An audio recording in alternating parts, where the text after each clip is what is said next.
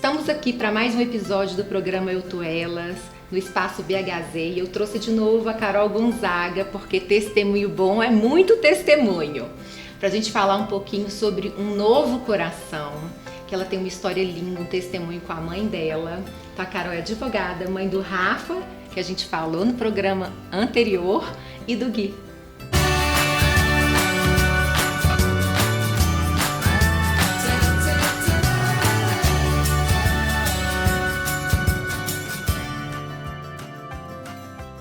Carol, obrigada de novo, outro testemunho lindo, né, Carol? Eu que agradeço, né, a oportunidade de estar aqui de novo para falar mais uma vez, né, contar mais uma história do que Deus tem feito na minha vida, na minha casa, na minha família. E eu falo que testemunho é algo que encoraja, que renova a nossa fé. Então, quando a gente recebe muito do Senhor, a gente tem essa obrigação de contar muito o testemunho dele, para engrandecer esse nome lindo que é do nosso Deus. É verdade. Me conta, você passou por uma situação com a sua mãe, que ela fez um transplante de coração, foi isso? Isso mesmo. Na verdade, essa história da minha mãe é o seguinte, ela foi ao médico, estava sentindo muito cansaço, e aí o médico disse que ela realmente tinha doença de Chagas, e o coração estava sendo afetado e começou a ficar muito inchado. E nós passamos por um processo aí de mais ou menos 3 anos, que foram assim, diversas internações. Ela tinha aquele aparelhinho que você coloca, que você toma um choque toda vez que o seu coração acelera. Sim. E assim, foram momentos muito difíceis. E assim, ela vivia no hospital, a gente vivia no CTI. Eu lembro até teve uma época que ela ficou muito tempo no CTI. E sempre a gente ia final de semana para Lagoa Santa, já tinha tempos que eu não ia. Aí o médico, agora ela saiu do CTI. Aí ela foi pro quarto, a gente naquela alegria. Eu falei, então eu vou a Lagoa Santa, ficar 1 dia, 2 e volto. E eu lembro que quando eu cheguei em Lagoa Santa, que eu abri a garagem, que eu parei o carro, o médico ligou e falou, sua mãe voltou pro CTI. Então era luta, assim, a gente via uma batalha espiritual, uma luta intensa nesses 3 anos. E me lembro que nesse dia mesmo, eu deixei meus filhos em casa, peguei o carro e falei, eu tenho que voltar para Belo Horizonte. Voltei, e eu voltei no carro, clamando ao Senhor, porque a gente sabe que existe uma guerra espiritual. Exato. E aí eu falava, sabe, minha mãe voltou pro CTI, mas o Senhor já tá lá. Amém. Nada acontece sem a permissão de Deus, sabe? O Senhor manda anjos de cura, manda um sopro de vida na vida dela. E entregando mesmo ao Senhor e batalhando, porque a gente vive uma guerra, né? Eu falo que o mundo espiritual é muito real e às vezes a gente não tem essa noção. A gente precisa guerrear e nós não podemos desanimar, nem desistir. A gente tem que ter ali perseverança em oração. Porque eu falo que quando a gente convida Deus para entrar no nosso mundo, na nossa vida, Ele vem. Né? As lutas vêm, mas Ele vem junto. O medo vem, o medo aflora, mas ele não permanece, porque Deus está conosco, né? Então, assim, a gente não tem aquela sensação de estar sem chão quando a gente tem esse relacionamento tão profundo com Deus. E foram, assim, esses 3 anos até que o médico chegou pra gente e falou, olha, a única solução, a única esperança pra ela é um transplante de coração. E aí a gente acha muito normal, até que acontece dentro da casa da gente. Nossa, um transplante de Normal, coração. não. Né? A gente fala assim, fez um transplante, mas quando é na sua casa, a sua mãe, trocar um coração. E assim, a conversa foi muito franca comigo, os médicos falando, olha, transplante de coração, mas não é uma cirurgia de resultado, é uma cirurgia de risco. Porque muitas vezes a gente faz o transplante, quando coloca o coração novo, o coração não bate. O paciente já sai dali morto, não tem o que fazer. Né? E hoje os médicos são muito francos, né? E tem que falar a mesma verdade. E assim foi. E aí ela foi para a fila do transplante, né? Foi um processo difícil para todo mundo entender, aceitar, mas a gente começou a ver como uma nova oportunidade, porque tem gente que não adianta nenhum transplante. E aí você começa a ver a mão de Deus em cada detalhe. Em cada detalhe. Na aceitação dela. Meus filhos pequenos, meus sobrinhos pequenos ajoelhavam e clamavam. Os 4, são 4, 2 filhos meus, 2 da minha irmã. Os 4 pequenos pedindo, clamando a Deus. E a gente vai vendo como que Deus vai trabalhando. Vai fazendo mover, né? Não é só a pessoa que está passando por aquele processo.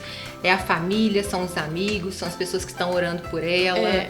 E assim, e a minha mãe, ela servia na igreja já como, né, servia, ajudava na ceia, ajudava tudo. De repente, o pastor tinha que ir na minha casa e dar a ceia na boca dela, porque ela não tinha mais força para pegar nada.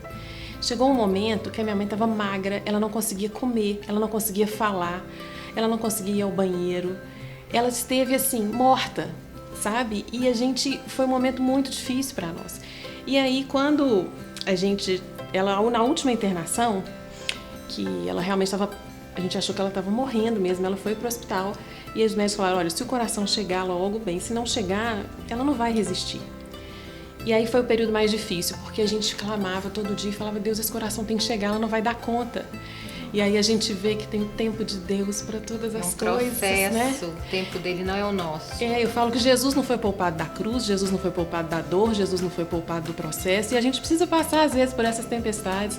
E ele não nos prometeu que ia ser fácil. Exatamente. Ele prometeu que ele estaria conosco. É todos diferente. Os dias. Todos os dias. Exatamente. Então, e ele está conosco, é impressionante. Ele não nos abandona de jeito nenhum. Independente do que vai acontecer, a gente começa a ter certeza de que ele é o suficiente. Sabe? Mesmo que a gente esteja na dor, ele é o suficiente. Se ele fizer, ele é Deus. Se não fizer, ele é Deus. Amém. Amém. Continua sendo Deus. Amém. E aí a gente ficou nessa espera e clamando a Deus. Eu ia, para o hospital todos os dias e via ela só ali acabando.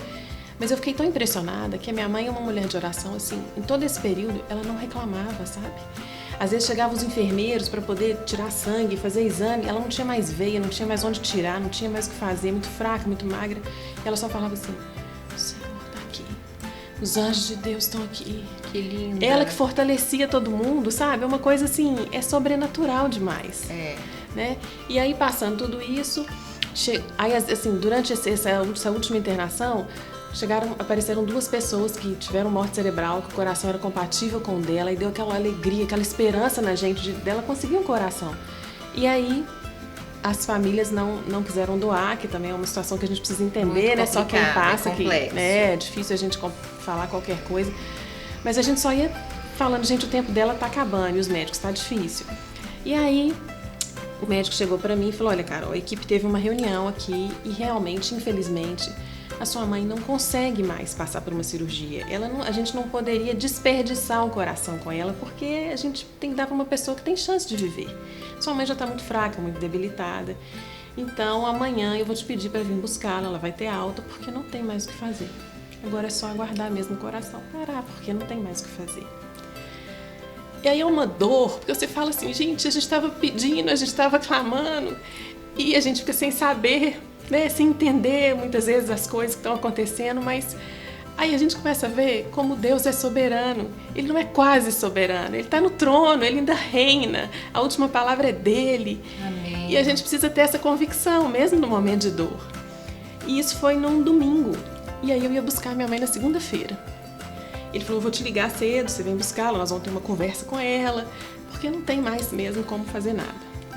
E aí eu tava na casa dela, que eu fiquei morando na casa dela um tempo, e eu no quarto dela, ela estava no hospital, e eu no quarto dela, meus filhos dormiam na casa naquele silêncio, eu fui pra cama dela e comecei a clamar. Mas é a tal história do clamor de entrega total. Deus, a vida da minha mãe está nas tuas mãos, Senhor.